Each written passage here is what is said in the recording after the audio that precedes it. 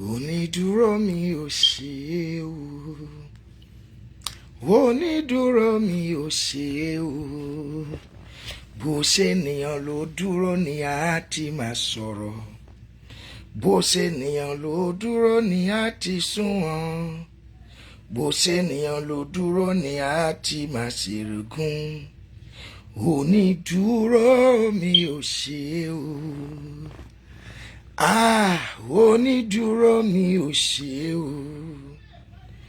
onídúró mi ò ṣe o, bó ṣe ènìyàn ló dúró ni wọ́n á ti máa sọ̀rọ̀, bó ṣe ènìyàn ló dúró ni á ti sunwọ̀n, bó ṣe ènìyàn ló dúró ni á ti máa ṣèrègùn. Onídúró mi ẹ ṣé o. I sing ẹ jẹ́ ká jọ kọ.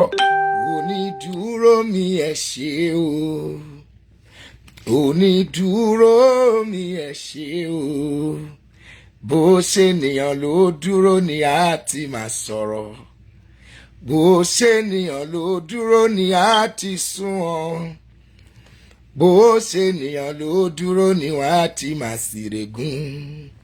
Onídúró mi ẹ ṣé o.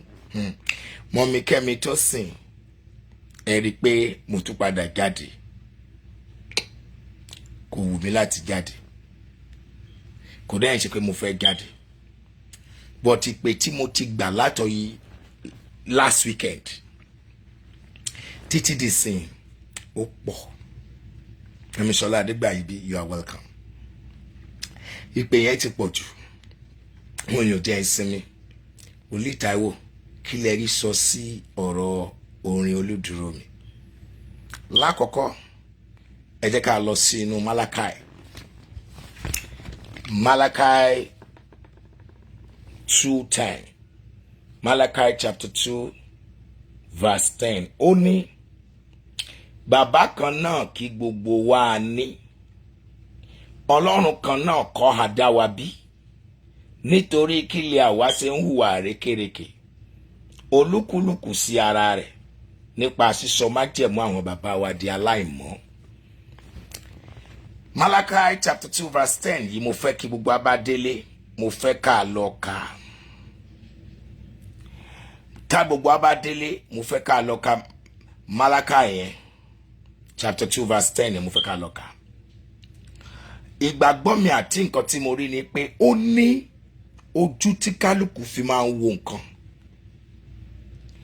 Ìlú gangan ni ayé. Tó bá kọjú sẹ́nìkan, á kẹ̀yìn sẹ́nìkan. Ẹ jẹ́ ká lọ ní ìwé Róòmù orí 12 ẹsẹ̀ 1 sí 5. Romans 12:4-5. Romans chapter 12 verse 4-5. Ó ní Romans chapter 12 verse 4-5. Ó ní, nítorí gẹ́gẹ́ bí àwa ti lé ẹ̀yà pípọ̀ nínú ara kan, tí gbogbo ẹ̀yà kò sì ní iṣẹ́ kan náà, bẹ́ẹ̀ lé àwa tí à ń jẹ́ pípọ̀ a jẹ́ ara kan nínú Kristi, àti olúkúlùkù ẹ̀yà ara ọmọ ẹnìkejì rẹ̀. That is Romans chapter 12 verse 4-5. I read, just as our bodies have many parts, and each part has a special function, so it is with Christ's body. We are many parts to one body, and we all belong to each other. Tẹ́nìyàn bá wà, tó bá bí ọmọ, wọ́n á kọ́kọ́ yẹ̀ wò. Kí la fi mọ̀ lóbìnrin? Genital organ. Wọ́n á ní ọkùnrin rẹ̀, obìnrin lélẹ̀. Á lórí, á lójú, á nímú, á létí, á ní ẹsẹ̀ méjì, á ní dòdò. Ẹ̀yà ara yẹn ti pé ni. Tọ́mọ yẹn bá wá ń dàgbà, bẹ́ẹ̀ lé àwọn ẹ̀yà ara yẹn náà máa dàgbà pẹ̀lú ọmọ yẹn. Tí kan bá wá dúró ńbẹ̀ tí kò ṣiṣẹ́, tàbí tí ojú tó work against ẹnu, tẹnu work against imú, tí imú work against etí, disaster adé.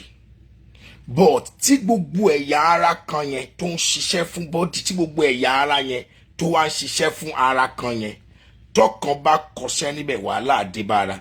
Ṣùgbọ́n tí gbogbo ẹ̀ bá ń function, ara yẹn á máa lọ bó ṣe yẹ kó lọ.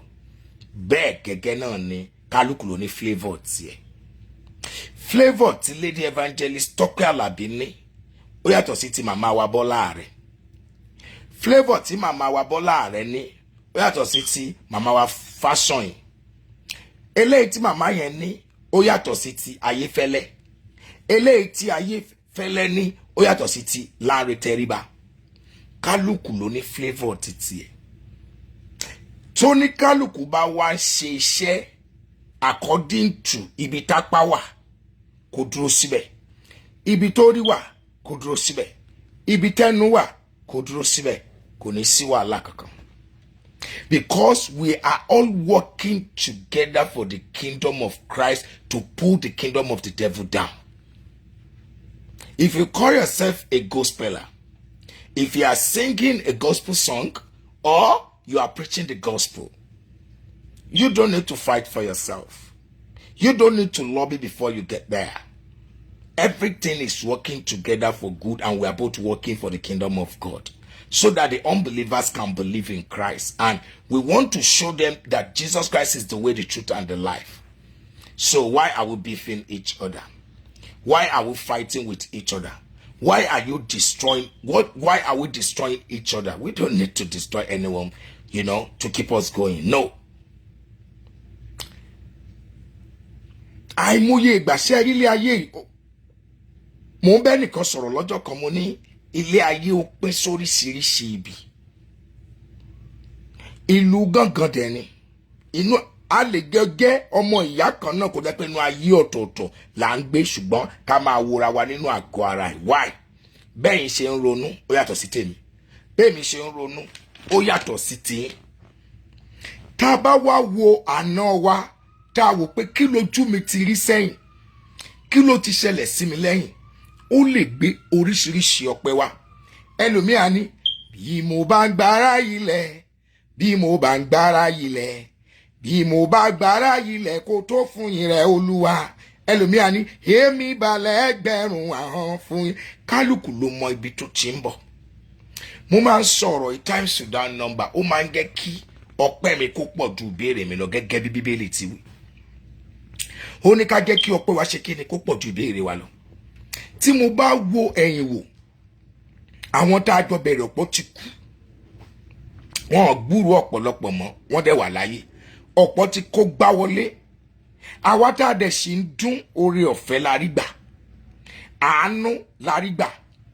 So èèyàn lè ro àròjinlẹ̀ kó wá gbé orin wá. Ẹlòmíì lè dédé máa fò sókè.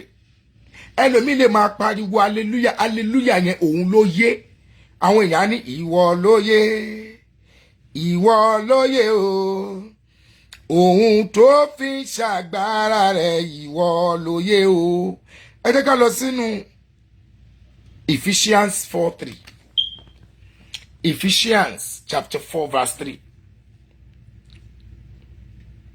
Éfésù. Ephesians 4:3. Éfésù. Ephesians chapter 4 verse 3. Ó ní kí ẹ sì máa làkàkà láti pa ìṣọ̀kan ẹ̀mí mọ́ ní ìdìpọ̀ àlàáfíà. Ephesians 4:3. Àkàìmọye ìgbà, Mommy Tosin, I want you to put the first two down as well. Romans 12:16-18. I want you to put it down. Romans 12:16-18. Put it down. Matthew 23:8. Matthew 23:8. I want you to put it down. Malachi 2:10. I want you to put it down as well. Malachi 2:10. I want you to put it down as well. 1 Peter 3:8. 1 Peter 3:8 says, finally, all of you should be of one mind, sympathize with each other, love each other as brothers and sisters, be landed-hearted, and keep a humble attitude. ọ̀pọ̀lọpọ̀ wa léni a ò tẹ̀lé Jésù bá a ti máa dà bọ́n ti máa mọ̀ wá bọ́n ti máa rí wa àwa la wà ń bẹ. ọ̀pọ̀lọpọ̀ ò jèrè ọkàn fún Jésù mọ́. ọ̀pọ̀lọpọ̀ ò mọ̀ wípé ìkankan náà ni wá nínú Jésù. wọ́n lè bí wa nílé ọ̀tọ̀ọ̀tọ̀ ṣùgbọ́n tá a bá ti lè pàdé nínú Jésù àti di ẹbí àti di ẹ̀gbọ́n àti dàbúrò àti di ará nínú Olúwa. ṣùgbọ́n instead of ká gbà pé Jésù lolúwa òun ló lórí ìjọ òun ni gbogbo wa ń ṣiṣẹ́ fún, ọ̀pọ̀lọpọ̀ ò gbà páwọn ń ṣiṣẹ́ fún mọ́. ọ̀pọ̀lọpọ̀ ń ṣiṣẹ́ to make name, ọ̀pọ̀lọpọ̀ ń ṣiṣẹ́ to make money, ọ̀pọ̀lọpọ̀ ń ṣiṣẹ́ to have fame. No, it doesn't work that way. tó o bá jẹ́ ọmọ Ọlọ́run ní tòótọ́ o ò tilẹ̀ ní rí nǹkan tara mọ́, o ò tilẹ̀ ní rí nǹkan tẹ̀mí mọ́. Now Lady Evangelist Tọ́pẹ́ Àlàbí sọ̀rọ̀ yẹn sí Yínká. Ọlọ́run lè fẹ́ ti bí ẹ̀gbin yẹn gbé Yínká sókè. àwọn tó ń mọ Yínká tẹ́lẹ̀tẹ́lẹ̀ tó ń búrú ẹ̀ rí tó ń mọ̀ rí tó ń bá sọ̀rọ̀ rí tó ń tilẹ̀ gbà wípé ó exist, wọ́n ti bẹ̀rẹ̀ sí ní mọ̀. àwọn èèyàn ti bẹ̀rẹ̀ sí ní pé láti 100,000 followers on Instagram ó ti ní 250,000 followers. ibì kan lọ́lọ́run ti máa gbé yẹn ga, ṣùgbọ́n ẹ má jẹ́ kí ohun ìkọ̀sẹ̀ kó ti ọ̀dọ̀ wa wá. kálukú ló ní mínì fún nǹkan kí nǹkan tó bá ṣe. orin kórin tẹ́nìkan kan bá kọ ó ní mínì to his or her life. onídùúró mi Jésù lè tó onídùúró wa. tí ò bá so onídùúró wa kò ní bá wa làjà láàrin òkùnkùn àti ìmọ́lẹ̀. wọn ò ní fi ẹ̀mí ẹ̀ lélẹ̀ tí Jésù Kristi ò bá jẹ́ onídùúró wa. onídùúró wa ni mẹ́rin, onídùúró wa ni Jésù, olùgbàlà onídùúró nǹkan kan náà ni. ẹni tó gbà àyàn là tó fi ara ẹ̀ rúbọ onídùúró ni. olùwòsàn onídùúró ni. olùpèsè onídùúró ni. ẹni tó dúró tìyàn nínú ìṣòro, ẹni tó dúró tìyàn nínú ìdààmú, ẹni tí ó dúró tìyàn nígbà tí òkun kankan mọ́ ni onídùúró ẹni ni. ẹ jẹ́ ká parapọ̀ ká ṣiṣẹ́ to bring the kingdom of the devil down, to be the light unto people's feet, to show them whom Christ is. ọ̀pọ̀lọpọ̀ ò tí gbà pé Jésù wà. Lady Evangelist Tọ́pẹ́ Àlàbí ní flavour tiẹ̀, Yínká ní flavour tiẹ̀. tí Lady Evangelist Tọ́pẹ́ Àlàbí tó bá wọ orí stage, àwọn èèyàn máa hélẹ̀ tàbí bá rí flyer ẹ̀ pé ó ń bọ̀ níbi ìsọjí kan, àwọn èèyàn á débẹ̀. fíìmù yẹn ò lè lọlẹ̀ mọ́. fíìmù yẹn kí ni kò lè parun mọ́. Ọlọ́run ti dá yín, ó ti fún yín ní nǹkan tẹ́ ẹ gẹ àtúntẹ́ ẹ gẹ. títẹ́lòmí òdì ti yín kù, àǹtí Tọ́pẹ́ Àlàbí. tẹ́lòmí òdì ti yín kù, tẹ́lòmí ò yọ kúrò nínú tiyín. onídùúró ẹ̀ka Bíbélì yín dáadáa. òun ló so onídùúró fún wa tá a fi ráyé gbé. òun ló so onídùúró fún wa tá a fi jẹ́ èèyàn. Now to Evangelist Yínká, má jẹ́ kán tiẹ̀ o, má jẹ́ kán tiẹ̀ rárá. Silent is part of communication. já àdákẹ́ bẹ́ẹ̀ yẹn kó máa wo Kristi aláṣepé ẹ̀ ń sìn. ẹni tí ò mọ̀ ẹ́ ti mọ̀ ẹ́, ẹni tí ò gbọ́ ẹ́ ti gbọ́ ẹ́. ọ̀pọ̀lọpọ̀ tilẹ̀ ń wò wípé ta ló ń jẹ́ Yínká. to me níwájú má jẹ̀mú ìpè àti èèyàn mi ò mọ̀ rí, mi ò dẹ̀ gbọ́ orúkọ yẹn rí. I'm hearing that name for the first time. ó sìn ẹni tí mo mọ̀ ti di kan nìyẹn. èmi náà lè ní ṣíṣe lọ́la kí ni ẹ bá mi wá onídùúró mi lọ nickname ẹni ẹ. má feel bad, má jẹ́ kó tiẹ̀ ẹnu aráyé lẹ́bọ̀. Ọlọ́run lo Lady Evangelist Tọ́pẹ́ Àlàbí láti gbé ẹ débi tí òun lọ ni. tó o bá wá sọ̀rọ̀ ìyẹn ò sọpọ́ dẹ̀ ní àbí pé bóyá ò gbọ́n. ẹ má jẹ́ ká máa gbéra wa lulẹ̀ níwájú kèfèrí. ẹ má jẹ́ kí èṣù máa yayọ̀ ṣẹ́gun pé òun ti tì wá ṣubú. àti pásítọ̀ àti olórin a nídà ti bí ìfarawa, a nídà ti kọ̀ndẹ́mù ara wa. àwọn èèyàn kì í ronú bákan náà. ìrònú ti Táyé yàtọ̀ sí ti Kẹ́hìndé tán dìjọ sunú kan náà. So may what come what may. Evangelist Yinka ó gbọ́dọ̀ sọ̀rọ̀. Ọlọ́run gbàbẹ̀ gbé ẹ ga ni. Ọlọ́run gbàbẹ̀ sí ẹ láàánú ni. Lady Evangelist Tọ́pẹ́ Àlàbí ẹ lọ ṣàtúnṣe. Ọmọ yín ni Yinka. Títí ẹ ò dín ti yín kù. Ẹ lè má rò bẹ́ẹ̀. Ẹ̀yin kàn lè sọ pé ṣe rí mo máa ń sọ̀rọ̀ fáwọn èèyàn. Tí mo bá wà lójú ayé báyìí, mo lè ṣeré pàdé ọ̀la. Mo lè sọ̀rọ̀ a lè máa gbára wa ká máa gbára wa lẹ́sẹ̀. But the minute tí mo bá ti gun orí podium tí mo gba microphone I'm a different person entirely, and that's the truth. So téèyàn bá gba máìkì tí ẹ̀mí orin tàbí ọ̀rọ̀ tó bá balẹ̀ ẹ̀ wọ́gán wàá tún sára ẹ lọ́gbẹ̀gàn pẹ̀lú ẹ̀ if care is not taken. That is why ẹ jẹ́ ká máa watch nǹkan tó máa tẹnu wa jáde. Ohunkóhun tá a sọ tó máa dá lérú tó máa bọ̀nà jẹ́.